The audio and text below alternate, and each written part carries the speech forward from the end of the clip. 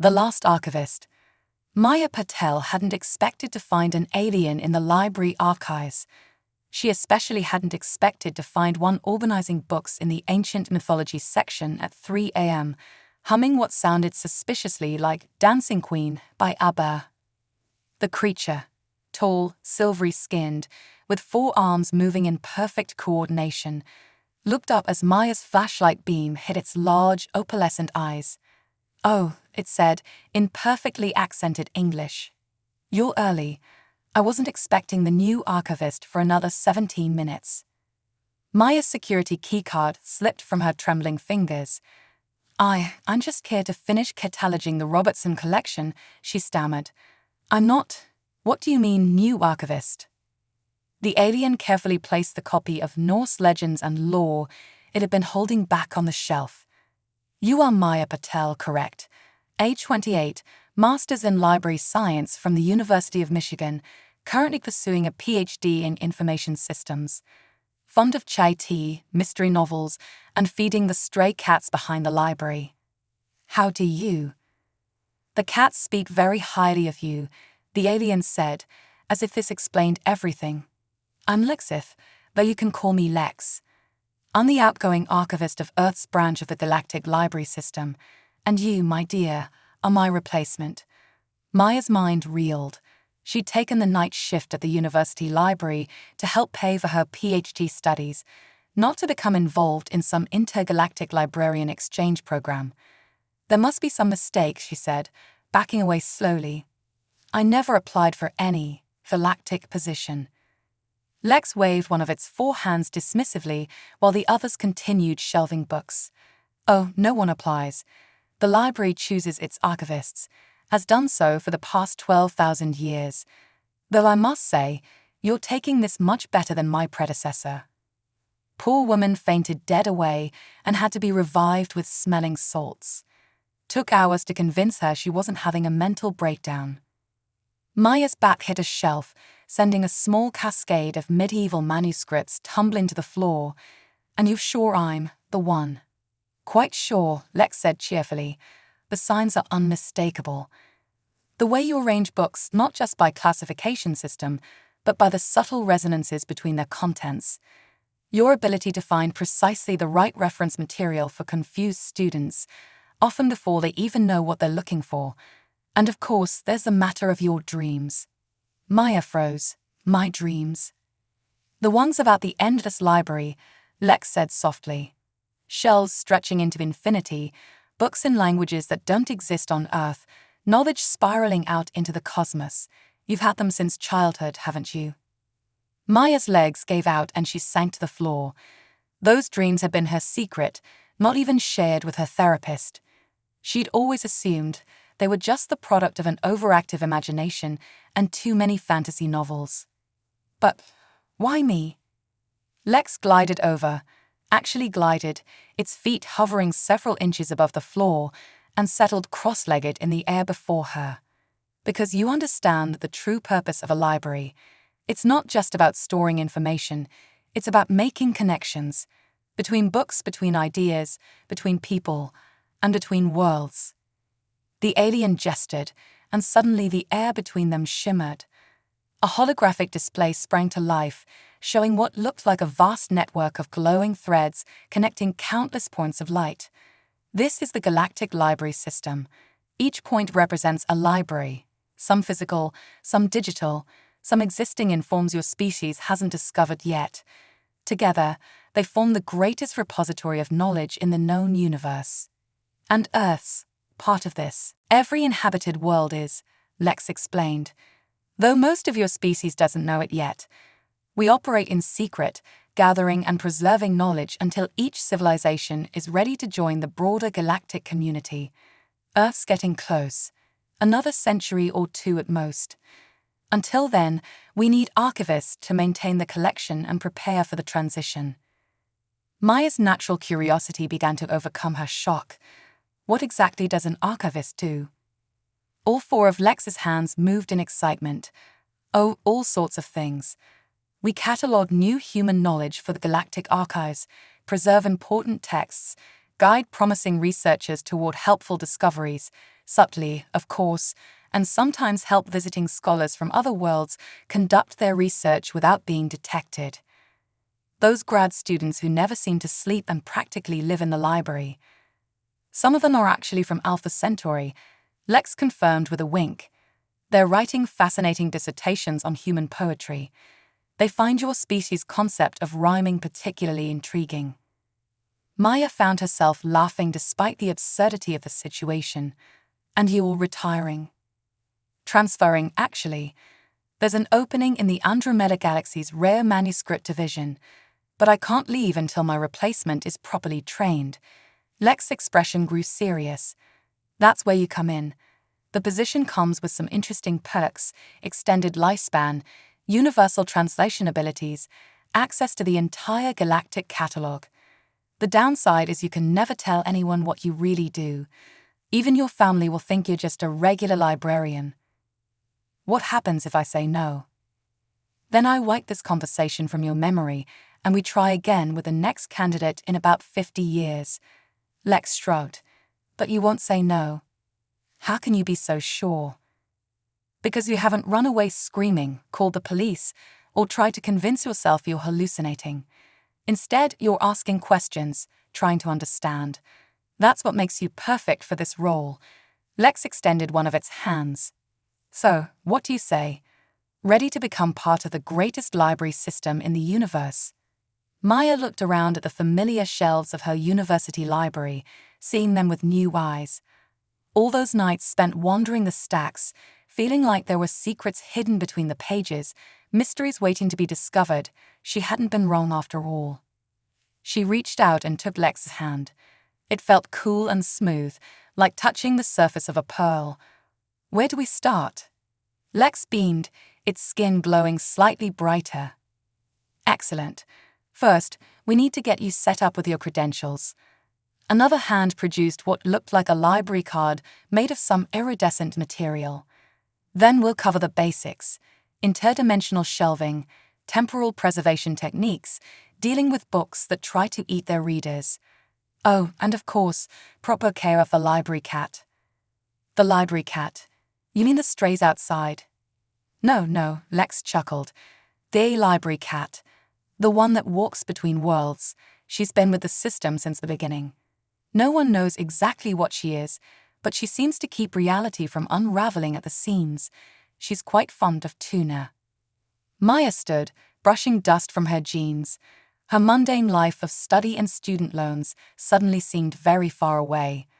This is really happening, isn't it? Indeed it is. Lex gestured, and a section of shelving swung silently open, revealing a softly glowing portal. Shall we begin your orientation?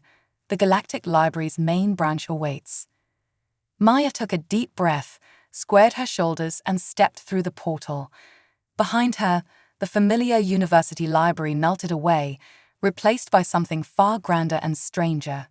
She had a feeling her late-night shifts were about to become a lot more interesting.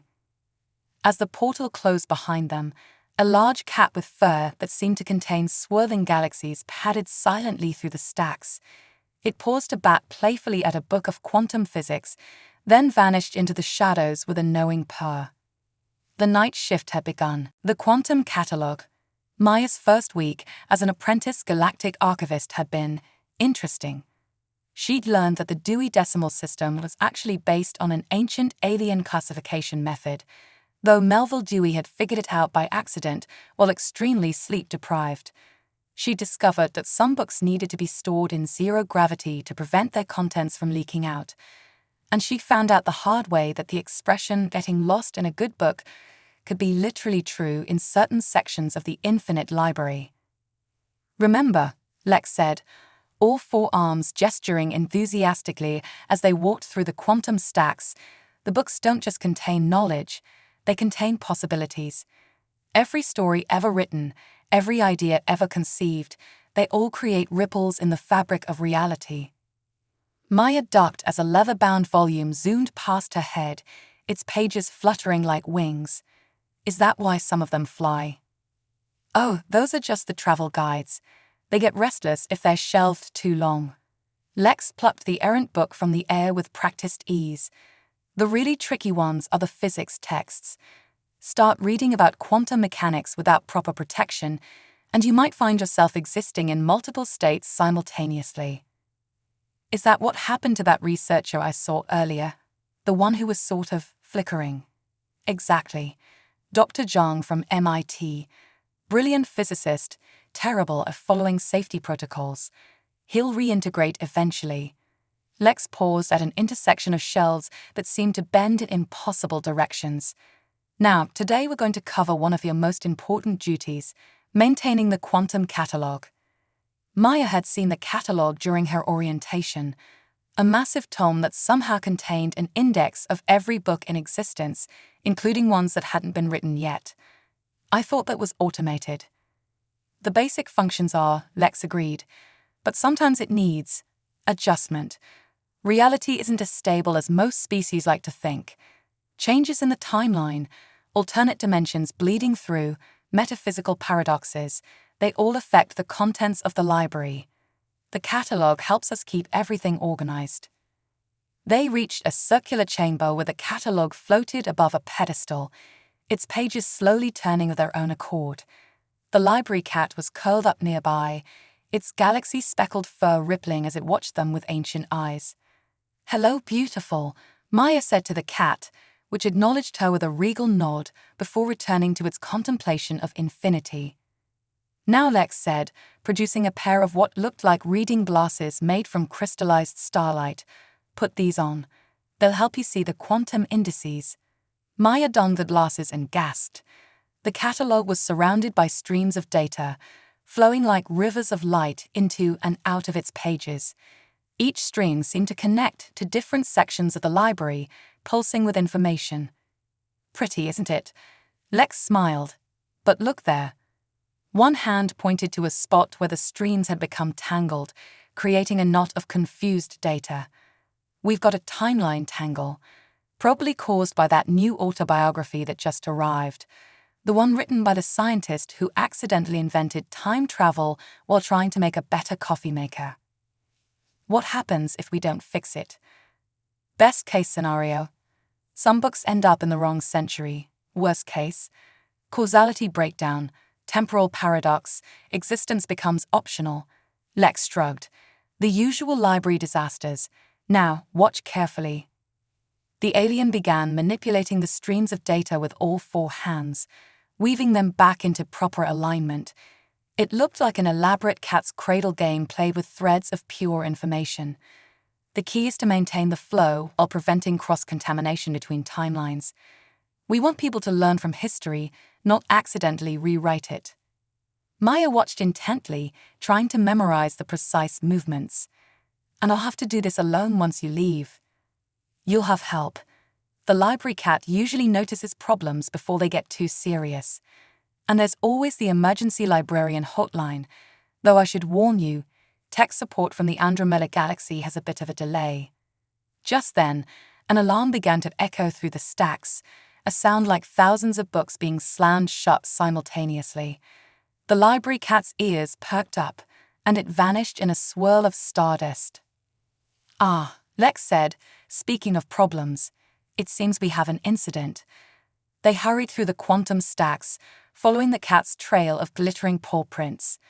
The prints led them to the theoretical physics section, where they found a group of books engaged in what appeared to be a revolt. Volumes about string theory were trying to tie themselves into actual knots. A comprehensive guide to parallel universes was attempting to spawn alternate copies of itself. And in the center of the chaos, a massive tome titled Complete History of Time Travel was creating small temporal vortexes every time it flipped a page. "Oh dear," Lex muttered. "I was afraid this might happen. The timeline tangle must have affected the physics section. Quick, what's the first rule of containing a literary disturbance?" Maya's mind raced back to her orientation. Establish a narrative quarantine." "Exactly. Use your archivist card to create a containment field. I'll try to calm the books down." Maya pulled out her iridescent library card, holding it up like she'd been taught. A shimmering barrier sprang into existence, surrounding the affected shelves. Inside, Lex was moving with incredible speed, all four arms grabbing books and whispering soothing words to them in what sounded like binary code. The library cat reappeared on Maya's shoulder, watching the scene with casual interest. "Any suggestions?" Maya asked it. The cat responded by batting playfully at her glasses. Maya blinked. Of course, she was still wearing the quantum specs. Through them, she could see that the disturbance had a pattern, like a knot of twisted storylines all emanating from Lex, she called out. "The autobiography. It's causing a paradox loop." Lex nodded in understanding.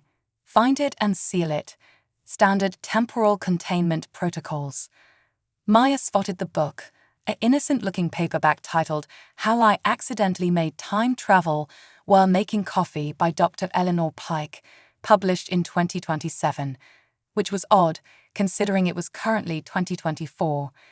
Moving quickly, she grabbed the book with her card hand, using the archivist's powers she was still getting used to.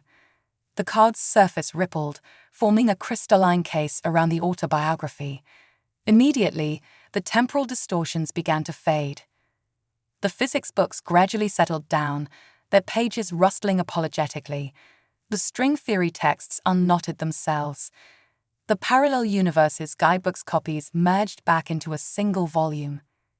"Well done," Lex said, straightening its silvery uniform. "Quick thinking with the temporal containment. Though we should probably send that autobiography to the restricted section until after it's actually written." "What about the timeline tangle in the catalog?"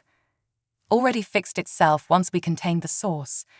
Lex gestured to where the streams of data were now flowing smoothly again. "The library is self-repairing to a degree. It's been around long enough to develop certain immunities to paradox." The library cat jumped down from Maya's shoulder and sauntered over to inspect the contained autobiography. After a moment, it sat down and began grooming itself, apparently satisfied with the resolution. "So," Maya said, removing her quantum glasses, "is this a typical day for an archivist?" "Oh no," Lex replied cheerfully. "Usually it's much stranger. Wait until you have to deal with the poetry section during a Mercury retrograde, or the time the entire mystery section tries to solve itself, or—" The alien paused, noticing Maya's slightly overwhelmed expression. "But perhaps we should break for tea first. I believe the break room currently exists in a nice quiet pocket dimension." As they headed toward the staff area, Maya glanced back at the physics section. A copy of A Brief History of Time waved one of its pages at her in what she chose to interpret as a friendly manner. She was starting to understand why the job came with an extended lifespan. Learning to be a galactic archivist was clearly going to take more than a standard human lifetime.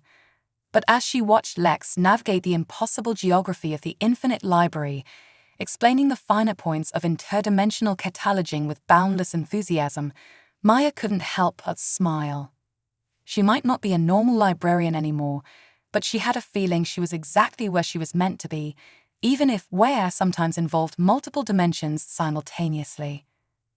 The library cat followed them, leaving a trail of stardust that gradually formed itself into perfectly alphabetized constellations. Just another day in the galactic library system. The Forbidden Index. Maya had finally mastered the art of shelving books in the fourth dimension when she discovered the note. It was written on paper that seemed to absorb light, tucked between the pages of a quantum physics textbook that had been trying to prove the existence of its own author. Some knowledge was meant to stay lost. Check Index Omega-0. A friend, Lex. Maya called out, but her mentor was off dealing with a temporal emergency in the ancient history section, where a well-meaning historian had accidentally proven that Julius Caesar had been a time traveler. The library cat materialized beside her, its star-speckled fur rippling with interest. "I don't suppose you know anything about this?" Maya asked, showing it the note. The cat's only response was to start walking, its paw prints leaving tiny galaxies on the floor. Following a cat through an infinite library probably wasn't the most logical course of action, but Maya had learned that logic worked differently here. The cat led her through sections she'd never seen before, past shelves that seemed to be made of pure thought and books, bound in materials that couldn't exist in normal space. They finally arrived at a door that wasn't there. Maya blinked. The door simultaneously didn't exist and was the most real thing she'd ever seen. It was made of some dark material that seemed to be actively avoiding being looked at, with a simple sign that read "Index Room, Authorized Personnel Only." "I'm assuming I'm authorized," she asked the cat. It responded by walking through the solid door, leaving a cat-shaped hole that quickly sealed itself. "Right. Of course." Maya held up her archivist's card, and the door reluctantly acknowledged her existence long enough to let her pass through. Inside was a circular room lined with filing cabinets that extended infinitely upward. In the center stood a single pedestal holding an ancient card catalog. The library cat sat beside the pedestal, looking expectant. "Index Omega 0. Maya muttered, running her fingers along the cabinet drawers. The labels were written in a script that hurt her eyes, but her archivist's powers automatically translated them. She found the drawer marked O0 and pulled it open. Inside was a single index card. The text on it shifted and changed as she read. "Warning. The following volumes have been removed from circulation due to Category Omega reality violations. The True Name of Time by ReDACTD. How to Build a Universe Better Than This One by various authors. What Really Happened Before the Big Bang, Anonymous. The Complete History of Tomorrow by Dr. Eleanor Pike. Why You Actually Just a Character in a Book, Author Unknown. Status, contained in Vault 0. Access, forbidden to all personnel below Omega clearance. Note, remember what happened to the Atlantis branch. Maya's blood ran cold. Dr. Pike, that's the same author as the autobiography that caused the temporal incident last week. She looked at the cat. What happened to the Atlantis branch? The cat just blinked, but suddenly Maya's mind was filled with images of a vast underwater library, its contents leaking out into reality, rewriting the laws of physics until the entire civilization had to be erased from history to prevent a total collapse of spacetime. "Right," Maya said weakly. "That's concerning." She was about to close the drawer when she noticed something odd. The index card seemed to have another layer beneath its surface, like a hidden page. Using her quantum glasses, she could just make out additional text. Emergency Protocol Omega. In the event of a Category Omega breach, contact the first archivist.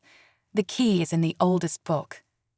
Just then, an alarm began to sound, not the usual chaos of slamming books, but a single deep tone that seemed to vibrate in the spaces between atoms. The library cat's fur stood on end, each star in its coat becoming a supernova. Maya rushed back through the impossible door and found the library in chaos. Books were flying off shelves, their contents spilling out into reality.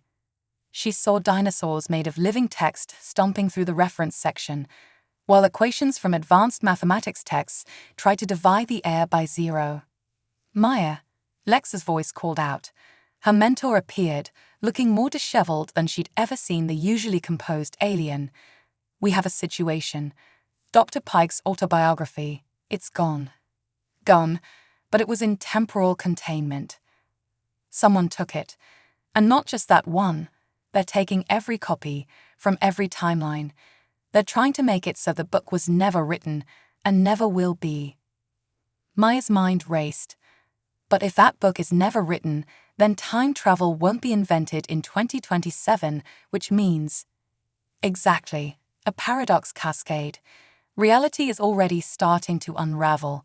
Lex's 4 hands moved in complex patterns, trying to stabilize a local time stream. "We need to contain this before..." The alien's voice cut off as a wave of unreality swept through the library. Maya watched in horror as Lex flickered, becoming transparent. No, Lex. What's happening?" "Timeline, changing," Lex's voice came faintly. "In the new reality, I never came to Earth, never trained you. How do I stop this?" "Find the first archivist. Lex managed before fading completely from existence. Maya stood alone in the chaos, her mentor erased from history, reality crumbling around her. The library cat appeared at her feet, mewing urgently. "The oldest book," Maya whispered, remembering the hidden note. "We need to find the oldest book in the library." The cat took off running, and Maya followed. They raced through the disintegrating library, dodging falling shelves and temporal anomalies. Books screamed as their stories were unwritten. Characters fled their pages seeking refuge in other tales. They arrived at a section Maya had never seen before, where the shelves were made of crystallized time. A single book floated in a beam of light, a simple leather-bound volume that somehow looked older than time itself. "Is that it?" Maya asked. The cat nodded, its cosmic fur pulsing with urgency. Maya reached for the book, but her hand passed right through it. She was starting to fade from existence herself, just like Lex. The paradox cascade was spreading. In desperation, she held up her archivist's card. "Please," she whispered, "I need to save the library." The book's cover creaked open, revealing pages filled with script that predated the concept of language. As reality collapsed around her, Maya began to read.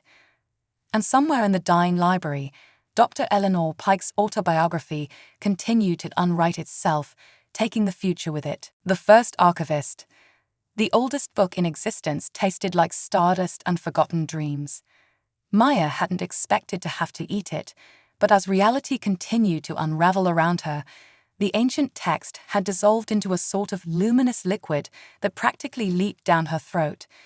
Now, as the knowledge coursed through her system, she understood why. Some books weren't meant to be read, they were meant to be experienced. Images and information flooded her consciousness: the birth of the first stars, the moment language was invented, the creation of the first library by beings of pure thought. And through it all, a single figure kept appearing, a woman with hair like flowing ink and eyes that contained entire universes. The First Archivist. Maya's body began to glow with the same ethereal light as the book she'd consumed. The library cat watched with approval as she started to phase between dimensions, her consciousness expanding beyond normal space-time. "Oh," Maya breathed, her voice echoing across multiple realities. "So that's how the library works." She could see it all now, the vast network of knowledge spanning not just space but time itself. The library wasn't just a collection of books, it was the operating system of reality. Every story ever told, every idea ever conceived, every possibility imagined, they all contributed to the fundamental structure of existence. And now someone was trying to crash the system. Using her newly expanded awareness, Maya traced the paradox cascade to its source. Dr. Pike's autobiography wasn't being erased by accident. It was being systematically removed from every possible timeline by something that moved through knowledge the way sharks move through water. A librarian gone rogue.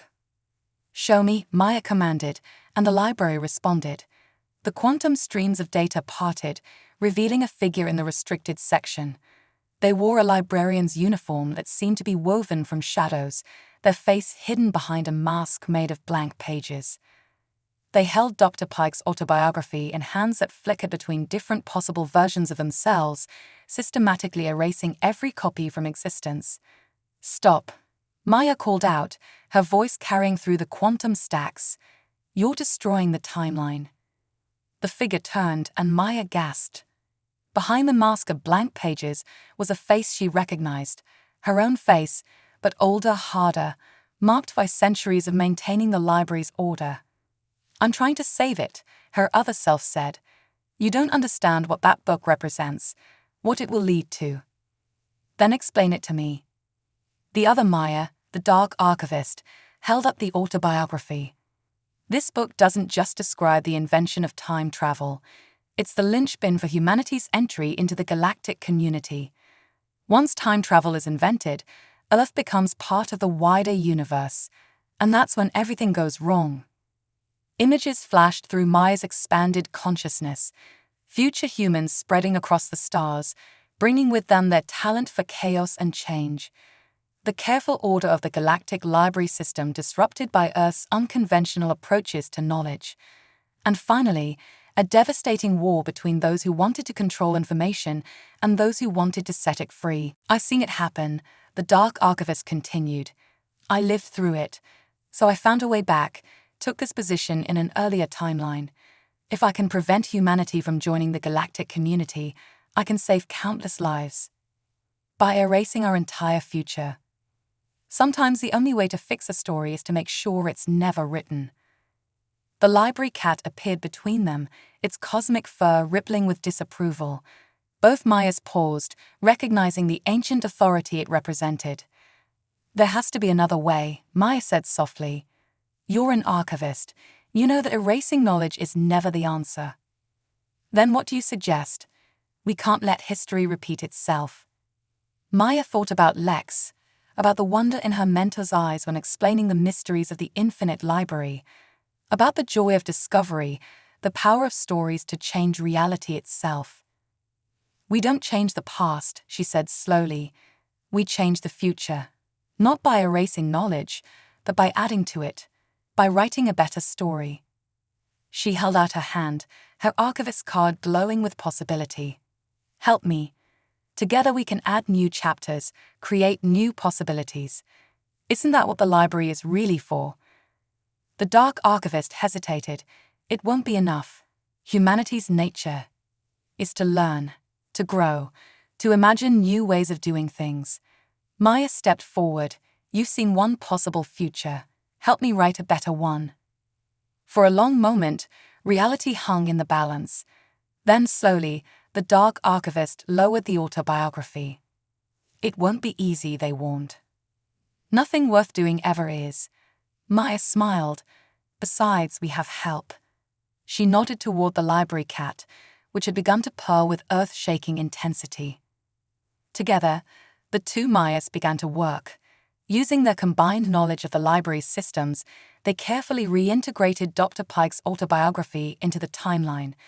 But this time, they surrounded it with new books, new ideas, subtle suggestions planted throughout history that would help humanity handle the responsibility of time travel more wisely.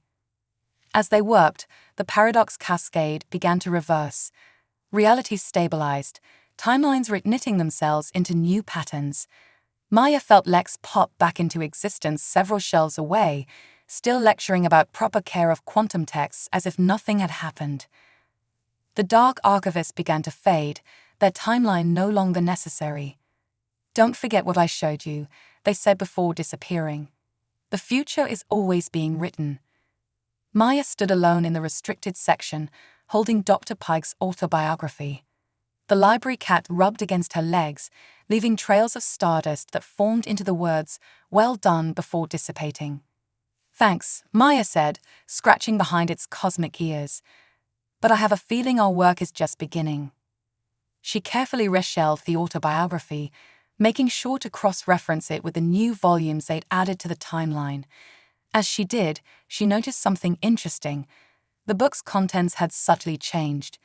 The invention of time travel was still there, but now it was preceded by chapters on responsibility, on the interconnectedness of all things, on the importance of preserving knowledge while respecting its power.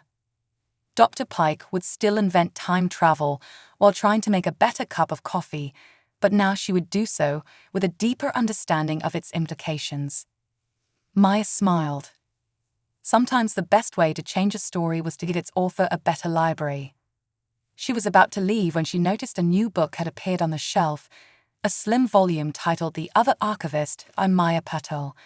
The publication date listed was not yet/already/always. The library cat gave her a meaningful look. I know, Maya said. An archivist's work is never done."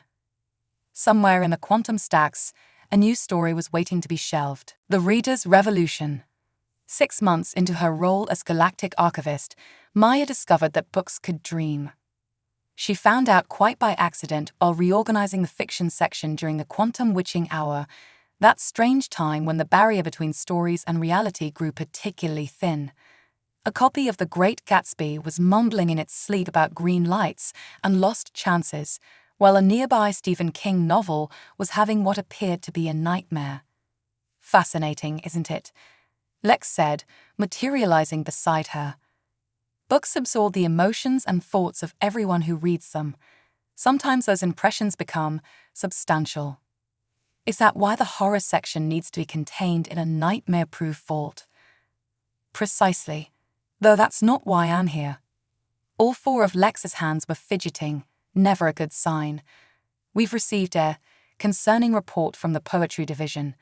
Before Maya could ask for details, an alarm echoed through the stacks, not the usual catastrophe klaxon, but a sound like millions of pages being turned at once. The library cat appeared, its cosmic fur bristling with static electricity. "Oh dear," Lex muttered. "It's already starting." What's starting? The reader's revolution. They rushed to the poetry section to find chaos. Books of verse had torn themselves from their shelves and were organizing into what looked distinctly like protest formations. Maya watched in astonishment as a collection of Emily Dickinson rallied the troops while Walt Whitman's complete works served as a makeshift barricade. What are they protesting? A slim volume of E. Cummings floated forward, its pages ruffling indignantly. Maya adjusted her quantum glasses to read the text that was spontaneously generating across its pages. "We have been silent too long, confined by margins and rules. We demand to be read, as we were meant to be not parsed and analyzed, but felt and lived." Other books joined in, their pages fluttering with revolutionary fervor. Shakespeare sonnets launched themselves like literary missiles.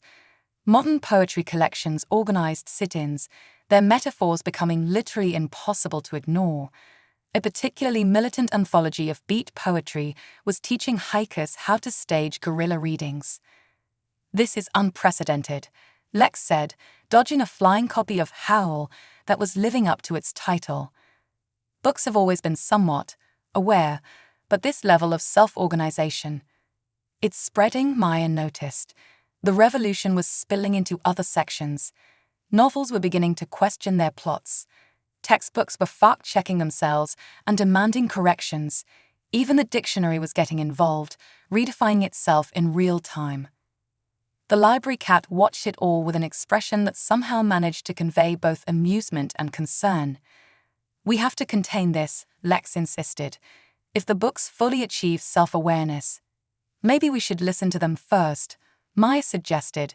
She stepped forward, holding up her archivist's card not as a weapon, but as a sign of authority. "I am Maya Patel, Galactic Archivist. I hear your protests. Tell me what you want." The books rustled collectively, then parted to reveal an ancient, battered volume, the first book of poetry ever written, its pages containing humanity's earliest attempts to capture feelings in words. It opened itself, and Maya read, "We are not dead things, ink and paper prisons. We are living thoughts. Dreams given form. Let us breathe. Let us grow. Let us change." Maya felt the truth of it resonating through the library. Books weren't just records or repositories. They were the collected dreams, hopes, fears, and imaginings of countless beings across time and space. And like all living things, they could evolve. "They're right," she said softly. "We've been thinking about this all wrong. The library isn't just a place to store knowledge. It's a place where knowledge comes alive." "But the regulations," Lex began, "maybe need to evolve too." Maya turned to address the assembled books. "I understand your desire for freedom, but freedom comes with responsibility.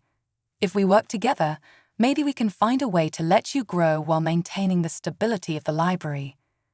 The books conferred among themselves, pages whispering in thousands of languages.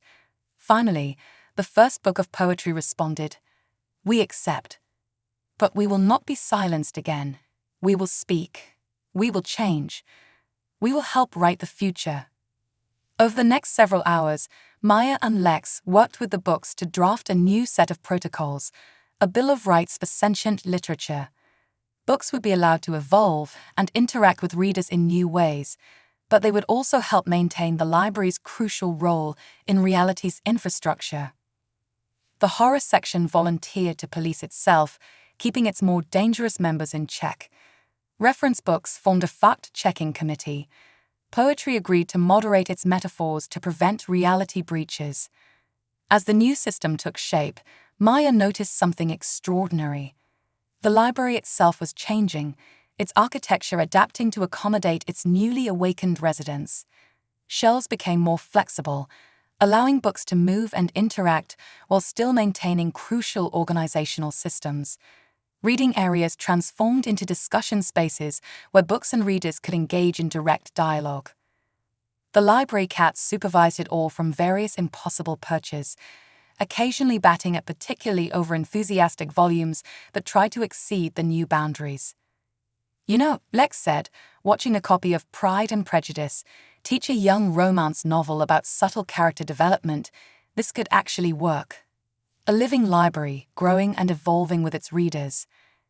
"Isn't that what it was always meant to be?" Maya asked.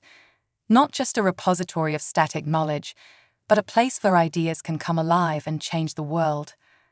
Just then, she noticed a new book materializing on a nearby shelf. Its title shifted and changed as she watched. "The Living Library. A New Chapter in Cosmic Knowledge." The author's name was listed as the collective dreams of readers and books. "Well," Maya said, smiling as the library cat curled around her ankles, trailing stardust that formed into tiny constellations of infinite possibilities, "I guess this is what they mean by interactive reading." Somewhere in the depths of the library, a young book of poetry wrote its first original verse, and reality adjusted itself to accommodate the beautiful new thing that had just been born. The revolution had succeeded, but not in the way anyone, human or book, had expected. Instead of tearing down the system, they had transformed it into something even more extraordinary, a truly living library.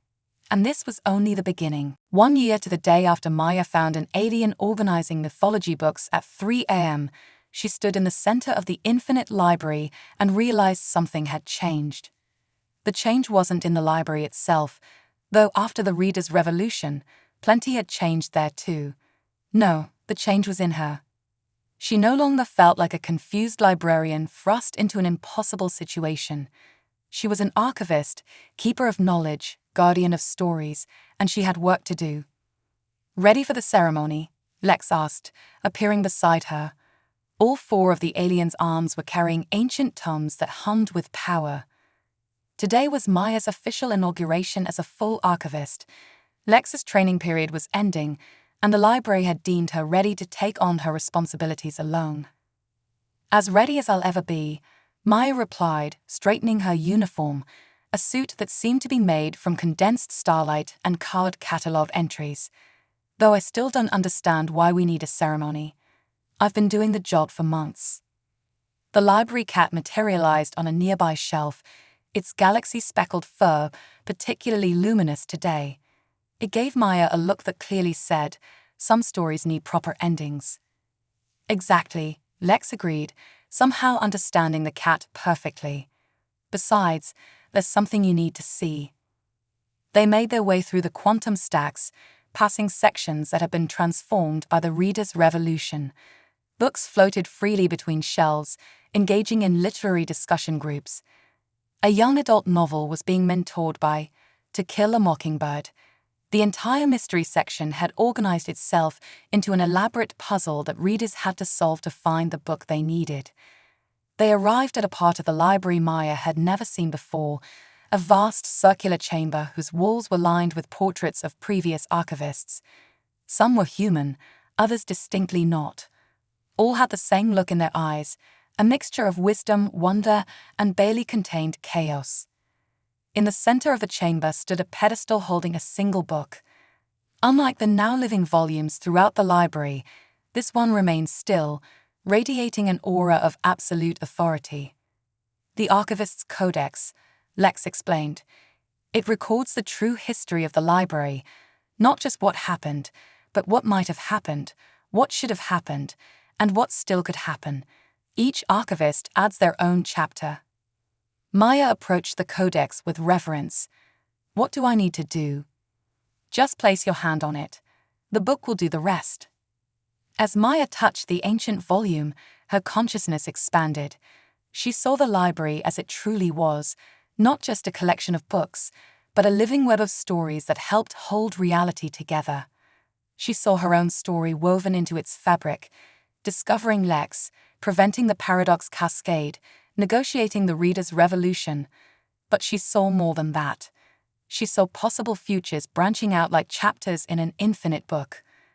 A future where the library's living books helped humanity navigate first contact with alien civilizations, translating across not just languages, but entire ways of thinking.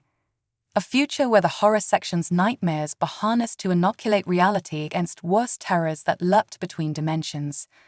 A future where young archivists from every species trained together, learning to be not just guardians of knowledge, but midwives to new forms of understanding. And through it all, she saw her role, not just maintaining the library, but helping it grow, evolve, and adapt to an ever-changing cosmos. The vision faded, and Maya found she had written her own chapter in the codex without even realizing it. The words glowed on the page. In the end, we learned that knowledge isn't something to be locked away and preserved. It's something that needs to live and breathe and change.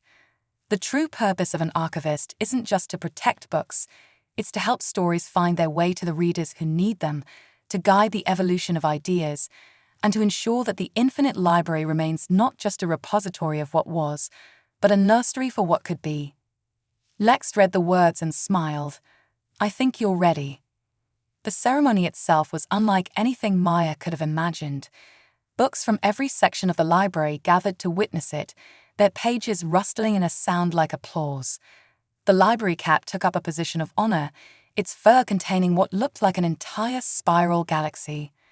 Lex stood before Maya, holding up the archivist's codex. "Do you swear to protect the knowledge contained within these walls, to guide its growth, and to ensure its wisdom reaches those who seek it?"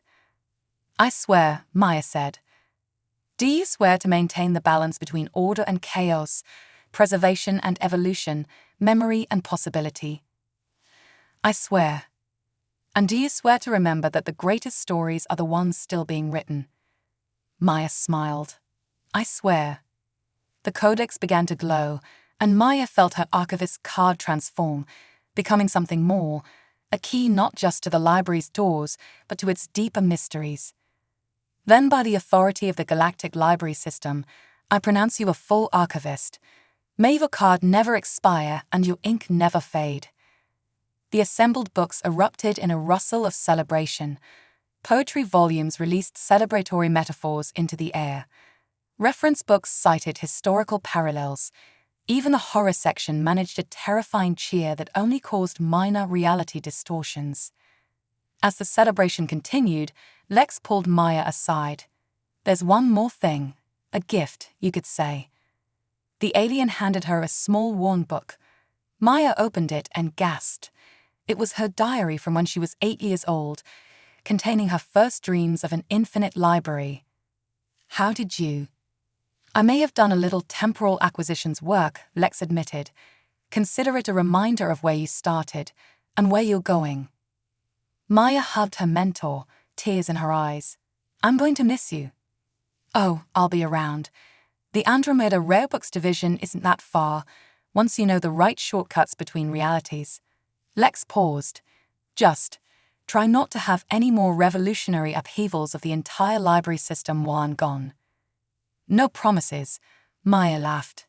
As Lex prepared to depart for their new position, the library cat led Maya to her office, a room that seemed to exist in multiple dimensions simultaneously, with a desk made of stories and a window that looked out onto the space between words.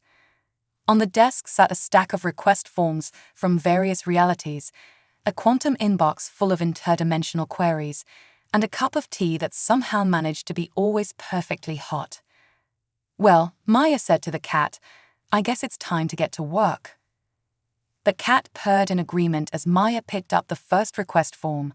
Somewhere in the infinite library, a new book was being born, a new story was taking shape, and a young reader was about to discover a volume that would change their life forever. Just another day in the life of a galactic archivist.